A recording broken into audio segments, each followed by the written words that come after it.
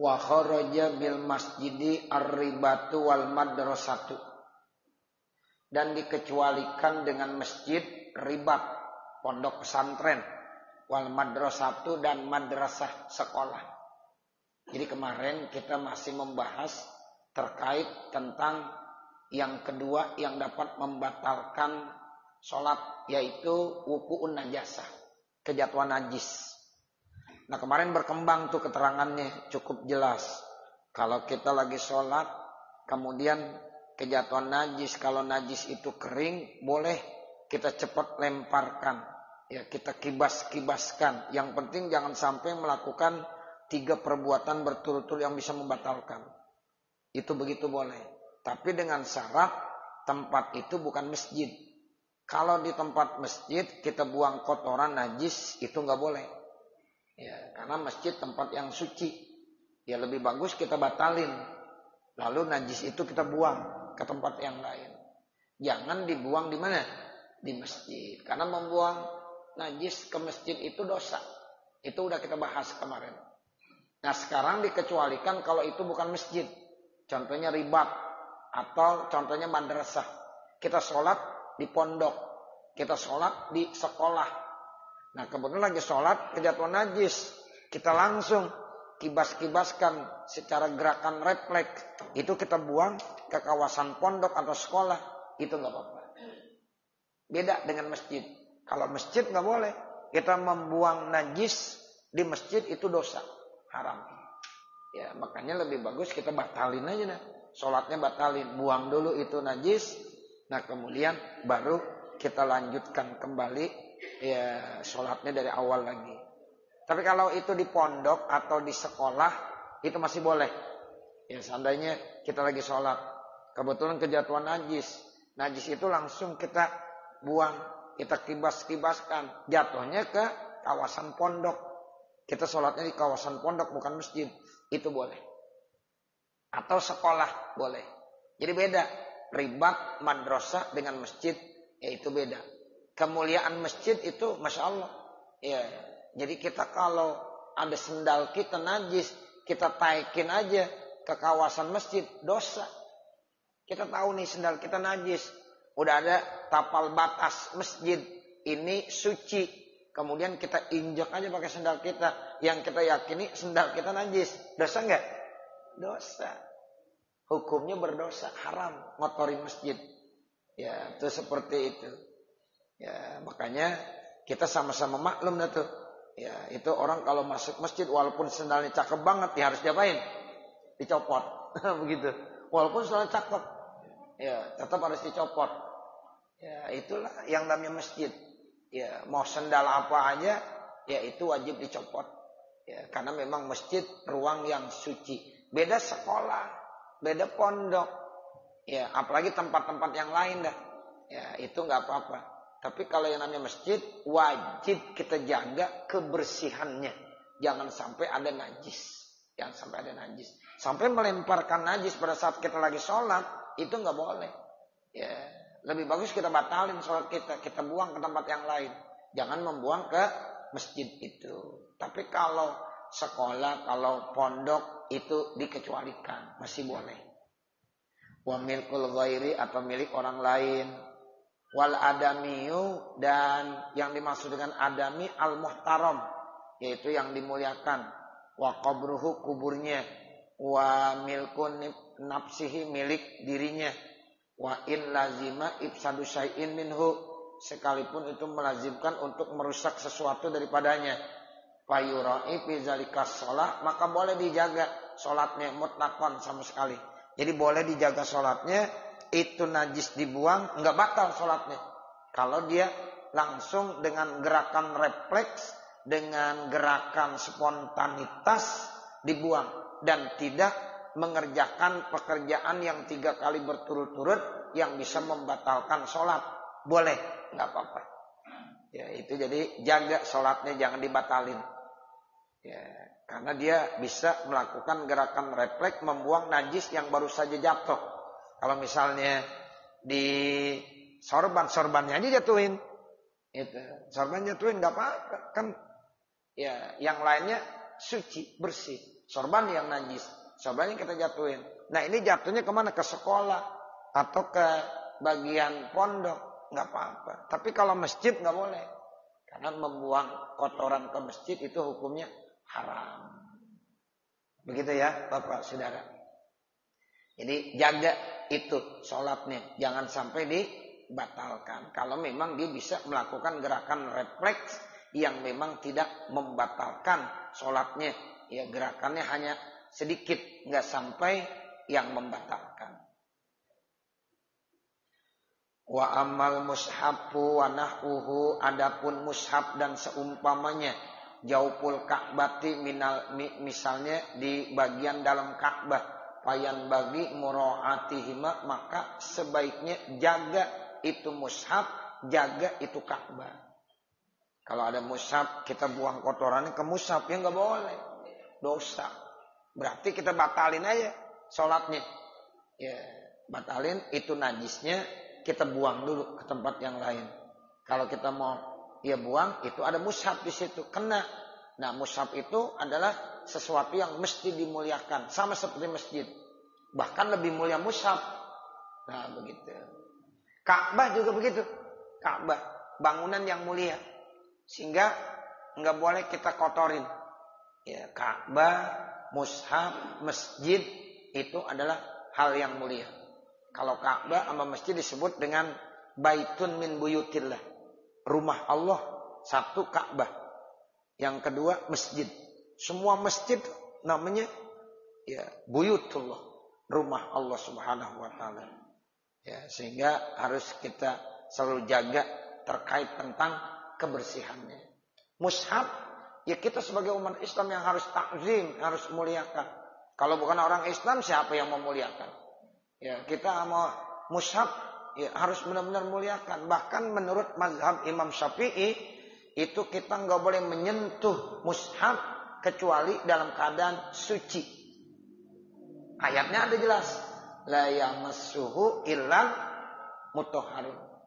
La yamassuhu illal mutahharun itu artinya nggak boleh menyentuh Al-Quran kecuali orang yang suci, artinya punya wudu. Gitu. Itu menurut mazhab Imam Syafi'i, mazhabnya kita. Makanya orang-orang kita itu begitu takzimnya. Ya, kalau nggak punya wudu nggak berani megang Al-Quran. Ya seperti itu. Kita ambil air wudu dulu, baca Quran dalam keadaan punya wudu. Kalau dia menyentuh, kalau bacanya doang emang boleh. Ya nggak pakai wudu. Tapi kalau menyentuh, membawa harus punya wudu. Itu berdasarkan ayat tadi itu. Dan di samping itu ada hadis-hadis Nabi lagi. Nah ini, jadi kalau seandainya mushaf, Ka'bah itu wajib dipelihara, sebab sama ya, dengan masjid, rumah Allah yang wajib dimuliakan. Jadi payurai, ya maka dia harus menjaganya seperti itu. Walau dokol waktu, sekalipun waktunya udah sempit. Ini waktu kalau batal sholatnya, waktu udah sempit, tetap harus dibatalkan sholatnya. Karena nanti kalau kita buang itu najis, kenanya mushaf, kenanya Ka'bah. Lebih bagus kita ya batalkan sholatnya, kita buang itu najis ke tempat yang layak, di mana tempatnya, baru kita kembali melaksanakan sholat. Walau kanatin najasatu jafatan, sekalipun najisnya itu kering. Tuh, jangankan bahasa najisnya kering, kita buang ke mushaf nggak boleh. Kita buang ke masjid nggak boleh. Kita buang ke Ka'bah nggak boleh. Ya, itu walaupun najisnya kering, apalagi basah. Ya azmi hurmatihi, karena begitu besar kemuliaannya mushaf dan Ka'bah. Walawik tasodo masalan, kalau seandainya dia punya maksud, contohnya fakharaja damuhu, maka keluar. Ya walawik tasodo nih membekam.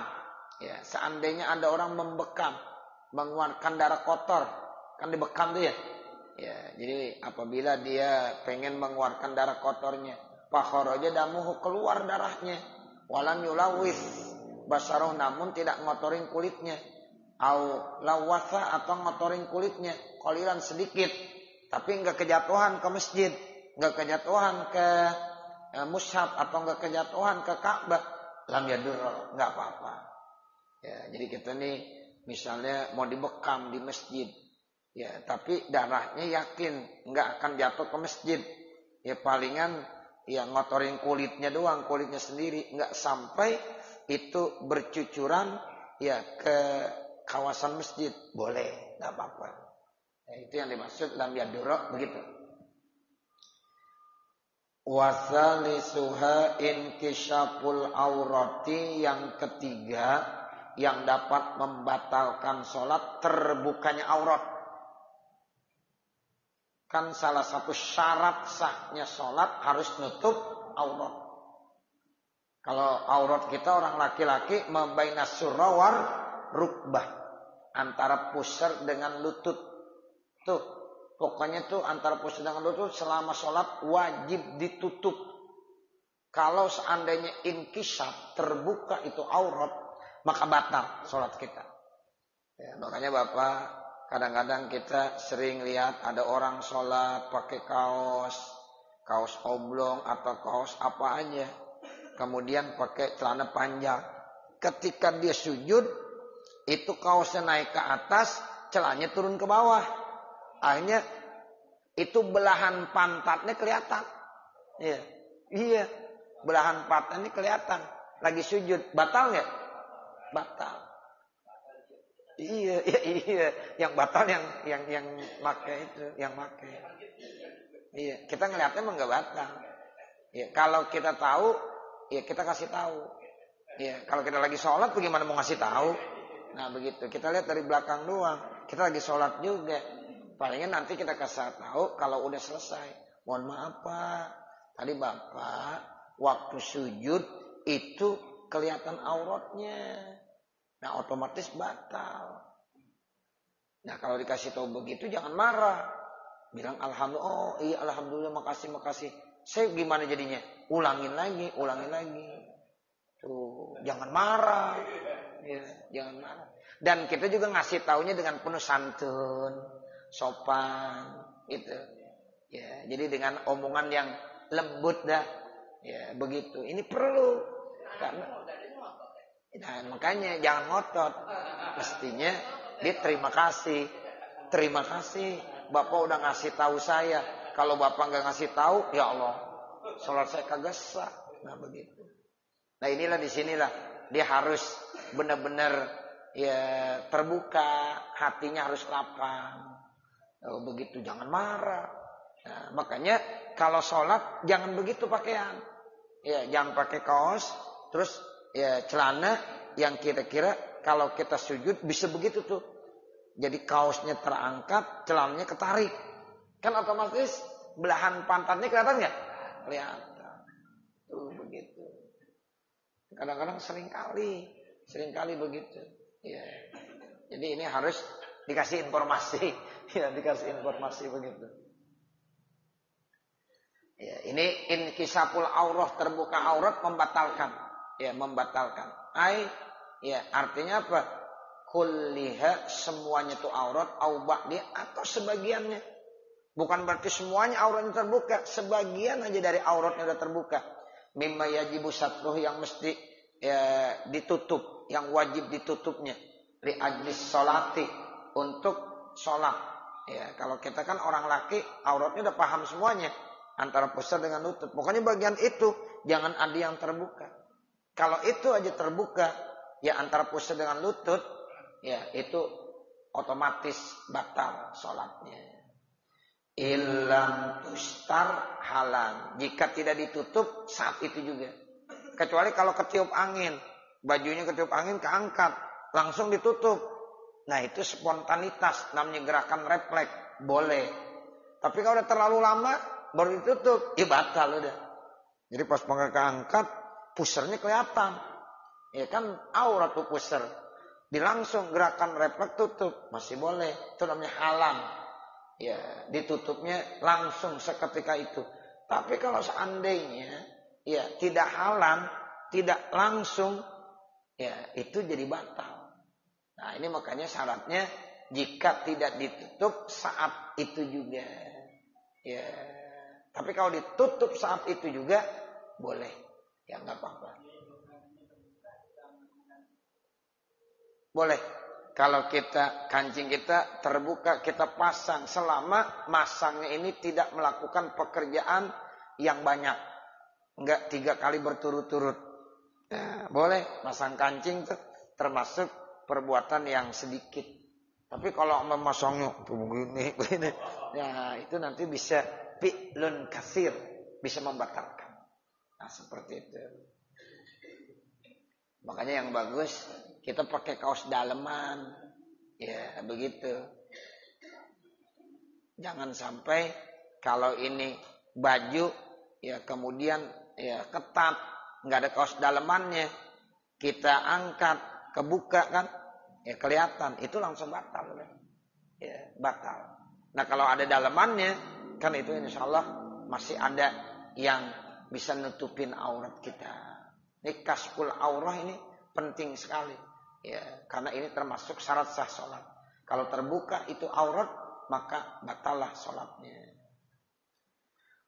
Wa in shalla fil khalwati, sekalipun orang itu sholatnya di tempat yang sunyi, sekalipun sholatnya bapak saudara di kamar sendirian, nggak ada yang lihat, tetap Ustaz nggak ada yang lihat ini, nggak boleh juga, gitu. Jadi walaupun kita sholat di kamar sendirian, khalwah namanya itu, sepi, sunyi.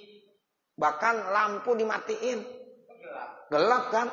Ya, kebuka aurat, ya tetap kagak sah. Kaos dalam aja cuma bentuk adab etikanya aja kurang bagus. Begitu. Kalau sah udah sah ya. Kalau udah nutup aurat udah sah. Pakai kaos oblong. Yang penting selama di sholat ketutup auratnya. Walaupun pakai kaos oblong doang, boleh. Enggak apa-apa. Tapi adabnya kurang. Kata Allah, ya ini orang pakai kaos oblong doang. Ya begitu. Kita kondangan pakai kaos oblong kira-kira pantas nggak? Kagak pantas ya. Pakai kaos oblong aja gitu kondangan.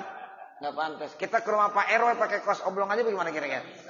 Kagak pantas. Kata Pak RW lu bener-bener lu nggak hormat banget sama gue. Gitu. Ini suruh pulang. Nah begitu. Jadi kita ke rumah Pak RW, ke rumah Pak RT aja harus rapi pakaiannya. Bagaimana kita menghadap Allah. Nah begitu. Tapi kalau sah, ya, kalau bicara sah, selama itu tidak ya membuka aurat, itu sah saja. Cuma nanti etikanya aja, etikanya. Makanya kita nih Bapak Saudara, sholat ke masjid sama sholat di rumah, pakaiannya harus disamain. Jangan begini, gue di rumah nggak ada siapa-siapa ini. Ya, nanti kalau ke masjid pakaian cakep. Kalau di kamar sendirian pakaian seadanya. Berarti kita sholat bukan karena Allah. Karena, nah begitu. Jadi jangan. Kita walaupun sholat di kamar sendirian, tetap cari bagian yang kira-kira kalau saya keluar nih nggak malu. Gitu. Saya ke masjid tuh nggak malu. Tapi kalau pakai pakaian begini nih, saya di kamar sendirian. Ya, kalau saya keluar dilihat orang malu. Nah itu juga jangan kita pakai. Apalagi sama Allah, kita malunya kepada Allah. Tuh. Jadi ada orang kalau ke masjid pakai rapi, pakai sorban, pakai apa. Pas banget di rumah pakai oblong aja. Nah itu jangan. Di rumah juga sama harus rapi, sholat pakai sorban. Ya, pokoknya rapi dah. Kalau bisa pakai imamah gitu. Ya. Kata bininya, lu mau kemana bang? Kagak, mau sholat di rumah. Ya. Tapi kan menghadap Allah. Ya, nggak apa-apa, bagus begitu. Ya. Jadi kalau kita mau sholat tahajud di kamar sendirian, cari pakaian yang paling bagus. Ya, pakai jas juga boleh. Ya, itu begitu. Itu ulama-ulama ngajarin begitu. Jadi mereka kalau lagi tahajud pakai gamis, pakai apa, gitu. Jadi pakai imamah. Padahal sendirian gak ada yang lihat. Tapi kan dia sama Allah. Nah, begitu. Iya, itu bagus itu Bapak Saudara. Ya. Jadi kita tuh sholat di rumah sama di masjid pakaiannya tetap harus rapi, bagus, layak dan pantas. Nah, seperti itu.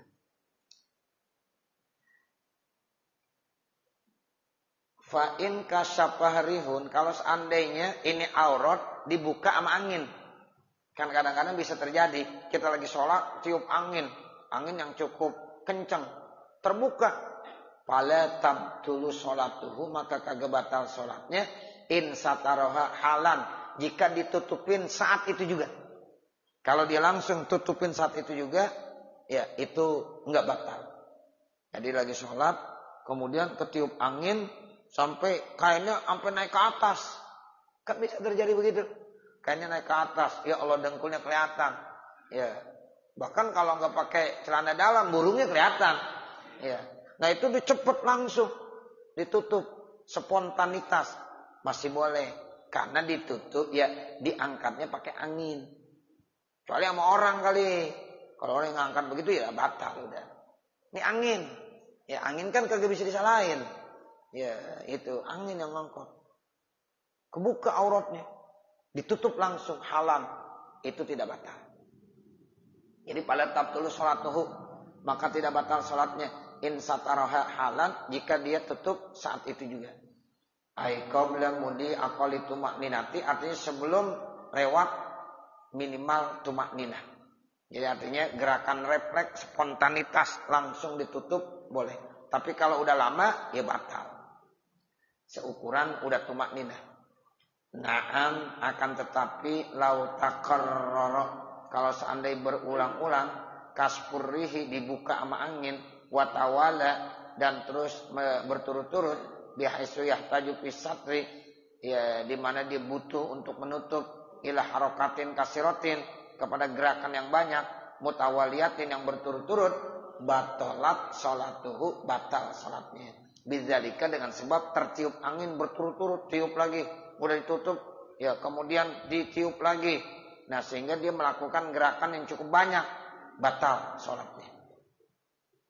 Li'annahu nadirun, karena itu jarang. Kama lau dafa almaru, sebagaimana ada orang menolak almaru, orang yang lewat. Dafa'ah huwa, almaru jadi maf'ul. Jadi sebagaimana ada orang menolak ya orang yang lewat, dipi'lin kasirin, dengan perbuatan yang banyak, sama batal. Kita lagi sholat nih, bapak saudara, tiba-tiba ada orang lewat, kita giniin. Ya, kalau sekali doang kagak batal. Tapi kalau sampai gerakan yang banyak, batal. Gitu. Makanya kita kan kalau lagi sholat nggak boleh ada yang lewat di depannya. Makanya perlu ada apa namanya? Ada satir. Ya, ada satirnya. Satir itu kalau di masjid yang paling bagus tembok. Tembok yang ada di depan kita itu satir yang paling bagus. Atau tiang. Tiang. Makanya kalau mau sholat sunat cari tiang. Tiang, nah itu di situ kita sholat. Ya, sehingga nanti aman, nggak ada yang bisa lewat, nggak ada yang bisa ngelewatin. Ini tiang banyak nih. Ya, jadi kita tuh bisa satir. Atau yang paling bagus depan tembok. Kalau di tengah begini nih, ya ketahuan ada satir di sini. Kenapa nggak maju ke depan? Kalau di sini ada orang lewat. Ya, ini yang lewat salah, yang sholat juga salah juga. Nah begitu. Ya, makanya kita nanti akan belajar tuh tentang satir-satir itu macam-macam. Ada dengan tembok, ada dengan tiang, ada dengan tongkat, kita pasang tongkat, ada dengan garis, ada dengan sejadah. Ya, begitu. Kalau kita punya sorbannya kita taruh. Itu satir kita, begitu. Kalau orang lewat situ tuh, kita punya hak untuk mencegahnya. Kalau dia lewat juga di dalam satu hadis, uktul, boleh bunuh. Kenapa? Dia itu bukan orang, fa innahu syaiton, dia itu setan. Tuh, sampai begitu. Ya. Makanya kalau ada orang lagi sholat, jangan suka coba-coba lewat di depannya. Kecuali kalau ada satirnya, kita lewat dari satirnya nggak apa-apa. Ya. Jadi kalau kita lewat juga nggak boleh. Dan kita berhak untuk menahannya. Tapi kalau kita menahan gerakan-gerakan yang cukup banyak, tetap kita batal. Tapi kalau cuma sekali aja, itu nggak apa-apa. Nah orang kalau udah diginiin, paham dia. Jangan lewat juga, udah digini masih lewat juga. Pukul boleh. Ya begitu. Ya bisa ribut. Ya. Masa gara-gara sholat jadi ribut ya? Nah begitu.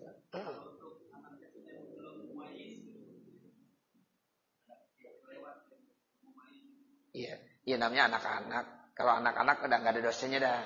Gitu. Anak-anak mau lewat diemin aja dah. Ya namanya anak-anak. Ini nih orang tua, ya, gitu.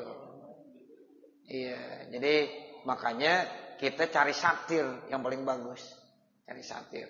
Kalau dari satirnya tiang, pasti anak-anak nggak akan lewat. Nah seperti itu. Tapi kalau namanya anak-anak emang kita nggak bisa salahin deh. Ya, anak-anak di masjid berisik, kita jangan omelin.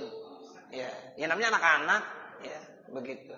Pengen kita nasehatin aja, kasih saran kalau sholat jangan berisik neng. Udah begitu aja. Ya. Kalau enggak, orang tuanya kita kasih tahu, dampingin dong. Nah, begitu. Jangan anak jadi marah-marahin, ya. Dia nangis, ya. Itu ngadu sama orang tuanya datang, ya. Nah, begitu. Jadi jangan. Anak-anak biarin dia ke masjid, jangan dilarang. Kalau kita enggak kasih ke masjid, entar ya akhirnya dia enggak betah enggak ke masjid. Ya, gua dah ke masjid, emang apa? Gua dimarah-marahin. Nah, begitu. Ya, jadi jangan biarkan anak itu mau ke masjid. Tinggal lagi nanti bagaimana orang tuanya yang ya mendampinginya atau kita sebagai ya orang tua yang ya memberikan info-info yang baik. Ya. Ini kayak ini remaja pada ke masjid, takkan nggak kira-kira? Takkan, begitu. Ya. Jadi kalau remajanya udah ke masjid, kan cakep itu. Jangan kita lihat di masjid orang tua mulu dah. Jangan. Ya, ada orang tuanya, ada anak-anak remajanya, anak-anak muda, cakep udah. Ya, begitu. Jadi semuanya ada. Kita melibatkan orang tua perlu, anak muda perlu, anak remaja perlu. Ya. Jadi harus kita rangkul semuanya. Ya, itu seperti itu.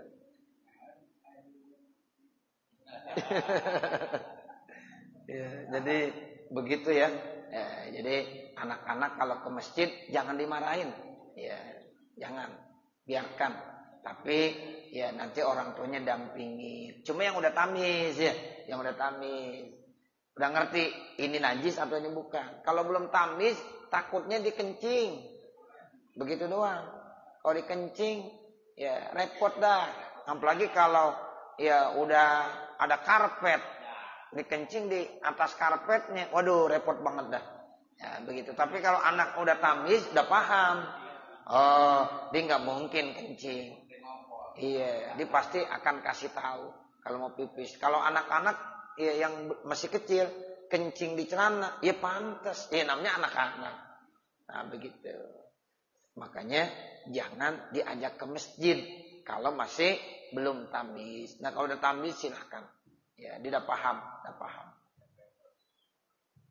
Ya, sekarang ada alat banyak, ada pampers, ada apa itu aman itu. Ya, dipakaikan pampers. Nah, ini kita kembali ke masalah kita. Ya, jadi kalau seandainya itu ditiup dengan angin terus-menerus, ya sampai-sampai dia menutupnya berkali-kali dan itu bisa menimbulkan gerakan yang banyak, maka batal sholatnya. Ya, annahu nadir, karena itu alasannya jarang sekali. Kama laudapal mar bifi'lin kasirin.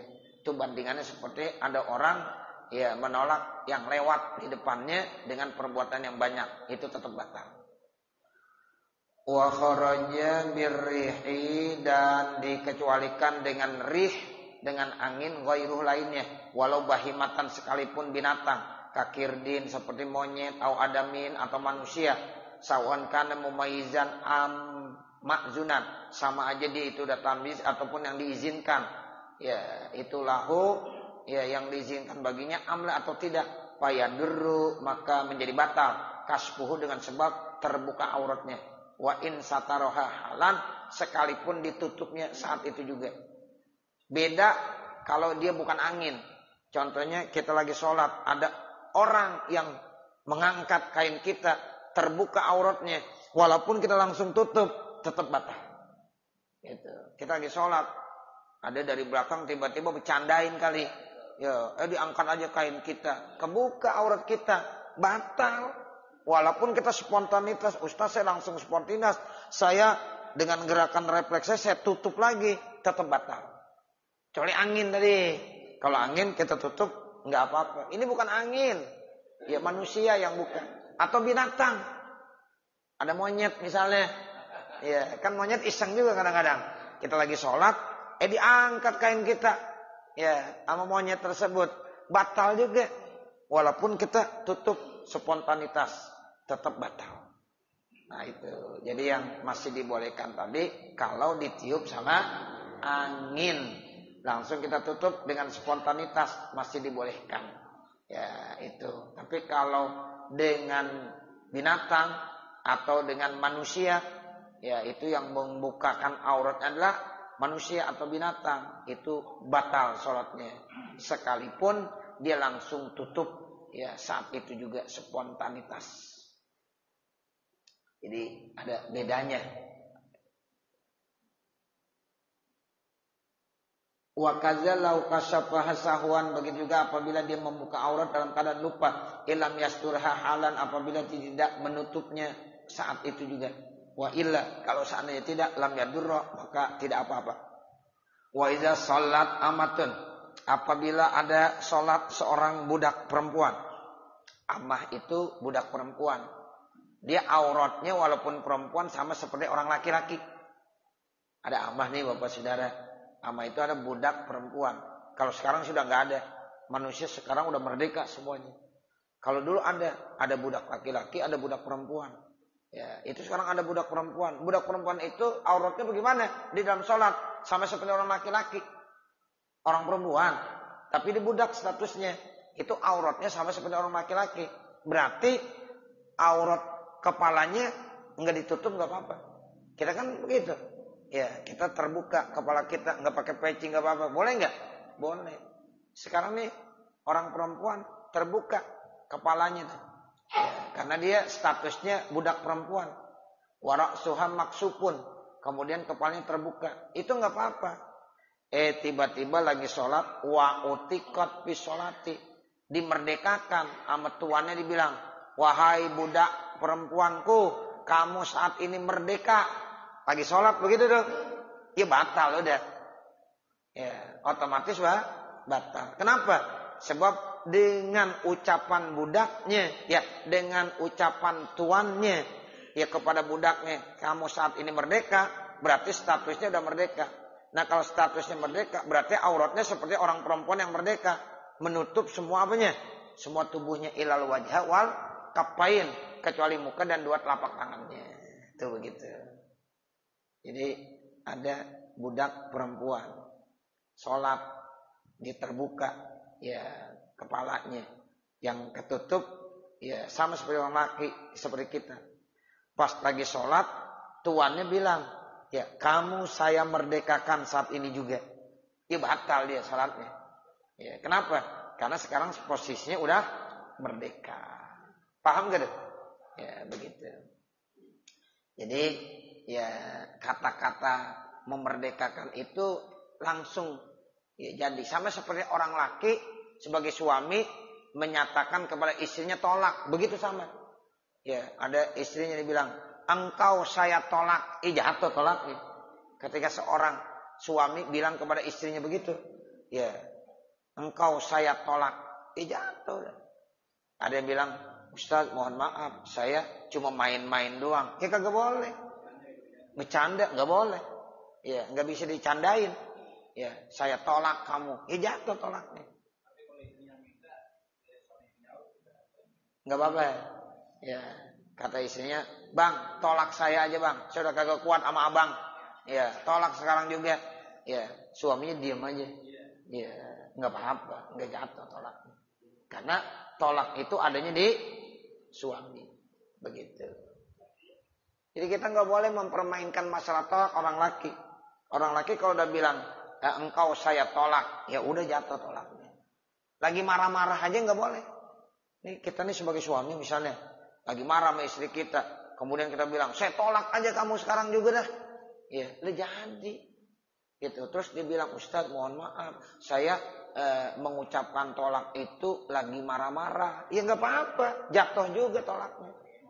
Lagi emosi. Ya emang biasanya orang lagi emosi. Ya nggak mungkin lagi baik-baik sama istrinya. "Saya tolak kamu," kan nggak mungkin. Lagi marah-marah. Tuh makanya jangan sekali-kali kita ngomong tolak. Hukumnya jatuh. Walaupun posisinya dia lagi emosi. Iya, kalau bininya sendiri. Misalnya nih sinetron. Suami istri main sinetron. Nah begitu, ditolak. Ini cerita sinetron. Jatuh tolaknya juga. Makanya kalau main sinetron cerita tolak jangan sama bininya, sama orang lain. Iya, bukan sama ini. Yo kalau sama orang lain mah nggak ada masalah. Ini bininya sendiri. Ya, begitu. Iya, boleh. Kan kalau tolak satu masih ada masa iddahnya, bisa rujuk. Ya cuma kalau udah 3 kali udah jadi bain. Itu kan yang namanya tolak itu Pak dihitung terus. Kita tolak satu nih kita. Jatah kita tinggal 2. Satu lagi tinggal 1. Satu lagi bain udah. Bukan berarti ya 1 udah lama udah kagak dihitung lagi udah lupa. Nggak bisa. Dihitung terus itu dihitung. Makanya kita jangan suka lah mengucapkan tolak. Ya, kalau lagi ribut mendingan yang lain aja kita ucapkan. Walaupun piring udah terbang ya itu gelas pada terbang, tetap jangan ngomong tolak. Ya kadang-kadang hari ini terbang, besok bayan lagi. Kan begitu. Lah kalau udah bilang tolak, udah jadi. Ya, masih tolak 1, masih roj'i. Tolak 2, masih roj'i. Nah kalau udah 3, tolak bain, udah kagak boleh lagi. Ya itu udah enggak boleh lagi. Iya, nanti kalau dia mau rujuk, ya itu nunggu sampai nih, ya perempuan ini harus nikah sama orang lain dulu. Tuh begitu. Harus nikah sama orang lain dulu. Setelah itu dia harus melakukan hubungan. Nah setelah itu dicerai. Cerai masa iddahnya selesai. Baru sama suami yang lama kembali lagi. Itu kalau udah tolak bain namanya. Tolak bain itu tolak berapa? Tolak 3. Tuh, tolak tilu. Iya. Nah begitu. Iya. Jadi kalau kita bilang tolak tilu sekalian langsung jadi. Makanya jangan sampai begitu. Suami kejam banget. Ya langsung mentolak. Saya tolak kamu langsung 3. Ya Allah. 1 aja udah berat banget. 1 aja udah berat. Kalau bisa jangan dah. Ya kalau bisa. Nah seperti itu. Kecuali udah nggak ada jalan lain. Itu tolak 1. Kalau tolak 1 kan. Ya sebelum masa iddahnya selesai masih bisa rujuk. Kalau iddahnya udah selesai masih bisa kembali lagi nikah. Pakai nikah tapi ini. Tapi kalau masa iddahnya belum selesai, boleh aja ngomongnya, gue mau balik lagi malu ya. Ya udah jadi, begitu aja. Iya. Tapi kalau udah masa iddahnya selesai, harus dinikahkan kembali. Harus ada maharnya, pakai mas kawin lagi. Ustaz, mas kawin yang lama aja, ya kagak boleh. Itu mas kawin yang lama udah milik istri. Ya, nah itu harus dinikah lagi dengan mas kawin yang baru. Seperti itu Bapak Saudara. Jadi ketika dia bilang wa utiqat fi sholati, maka ya batal sholatnya. Fa illam tatir, kalau seandainya dia tidak nutupin paruan segera bila af'alin kasiratin, tanpa ada perbuatan yang banyak, batalat sholatuha, batal sholatnya. Wa illa, kalau seandainya dia memang bisa tutupin, ya terus diambil kain mukena misalnya, ya jilbab ditutup kepalanya saat itu juga dan tidak melakukan perbuatan yang banyak, ya kagak batal sholatnya. Tapi kalau dia memang gak memungkinkan untuk menutup kepalanya setelah tuannya bilang engkau saya merdekakan, otomatis sholatnya batal. Dan nanti dia harus mengulangi sholatnya, ya harus nutup auratnya semuanya. Illal wajha wal kafain, kecuali muka dan 2 telapak tangannya. Jadi kalau untuk orang perempuan, Bapak, Saudara, itu aurat di dalam sholat kecuali muka dan 2 telapak tangannya. Yang lainnya harus tertutup. Jadi kalau bini kita nih sholat, Bapak, Saudara, pas banget lagi sujud, ini nih jari-jari kakinya kelihatan. Jari kakinya kelihatan. Batal sholatnya. Nah begitu. Jadi kita lihatin nih bini kita kalau lagi sholat. Ya benar gak sujudnya? Wah itu kakinya kelihatan. Cepat tutupin. Nah nanti kasih tahu, tolong sholat nanti ya jangan begini lagi diulangin. Jadi kalau lagi sujud itu harus ketutup semuanya.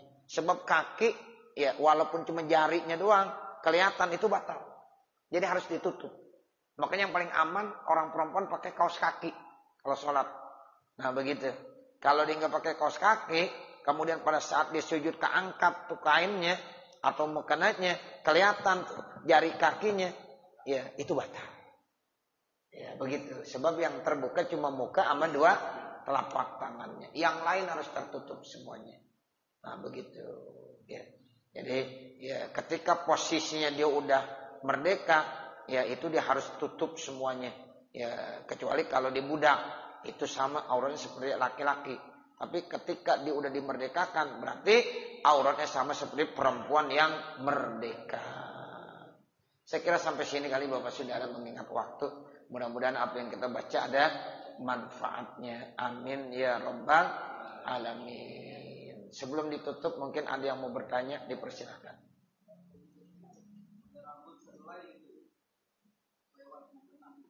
Perempuan, ya nggak boleh, harus ditutup batang, karena itu rambut aurat.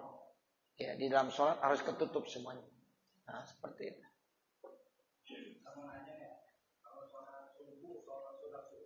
Iya. Iya. Iya, yang bagus sih kita ucapkan sholat sunnah subuh. Tapi kalau dibilang qobliyah nggak salah sih. Ya, qobliyah subuh ya sunnah subuh, sunnah subuh ya sunnah fajar. Nah begitu. Tapi kalau ditanya yang bagusnya gimana? Sunnah subuh aja. Karena dia nggak ada ba'diyahnya. Karena nggak ada ba'diyahnya, udah sholat sunnah subuh. Tapi kalau dia mengucapkan qobliyah subuh nggak salah. Tetap masih sah sholatnya. Boleh. Nah. Sunnah fajar sama. Ya, usolli sunnatal fajri itu namanya sunnah qobliyah subuh. Usolli sunnatal fajri itu namanya sholat sunnah subuh, sama. Ya, fajar sama subuh kata yang muradif, yang bersinonim. Ya, kalau di Mekah di Madinah itu ya sholat fajar namanya. Kalau di sini sholat subuh. Ya, kita nggak kenal tuh sholat fajar di sini. Usolli fardhu subhi. Kalau di sana usolli fardhu fajri. Ya, makanya ada waktu tuh sholat fajar kalau di Masjidil Haram. Ya, bukan subuh. Kalau kita kan subuh. Ya, kalau dia fajar.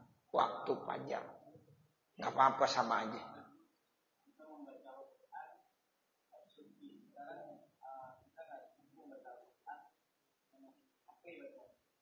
Boleh. Ya, karena yang kita pegang bukan Al-Quran. Yang kita pegang apa? HP. Jadi kalau ditanya, ente megang apaan? Megang Quran, nggak mungkin.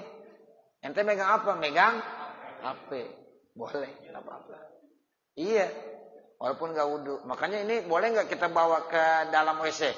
Boleh. Kalau ditanya, ente bawa Quran? Bukan, bawa HP. Tapi di dalam HP ada Al-Quran. Gitu. Makanya boleh kita bawa. Nah. Dapat pahala. Iya, nggak apa-apa dapat pahala. Iya. Iya.